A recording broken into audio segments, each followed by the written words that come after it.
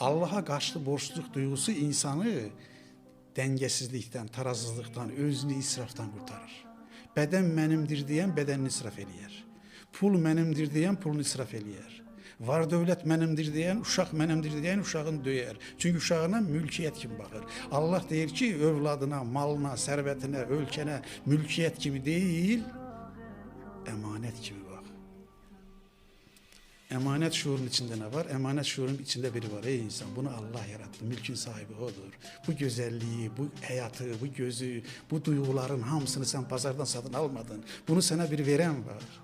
İkinci baxın, sərvə ölçü qoyur. Sonra deyir ki, halalından çalış, halalından qazan. Halalından qazandığını ehtiyaclarına sərf elə. Ehtiyacından artıq bir şey qalarsa onu da xərclə. İndi insana əmanət şuuru verən Allah, bax, insanın 3 gücü var. Bu 3 gücün arasında sevinç xanım, tarazlıq qurmasanız, o deyir sizə tarazlıq pozulur. Siz insanı, Allahın insana qoyduğu missiyanı yerinə yetirmə imkanı olmaz. Allah insana buyurur ki, Allah, insanı mən xəlifə olsun deyə yarattım. Yeryüzünün xəlifəsi. Yeryüzünün xəlifəsi olmaq nə deməkdir? Yeryüzünün idarəçiliyini, yeryüzündə Allahın qoyduğu ölçülərə görə yeryüzündə idarə etməyi Allah insan üzərinə qoydu. Nə deyib? Yeryüzünü ədalətlə idarə edəcəksən.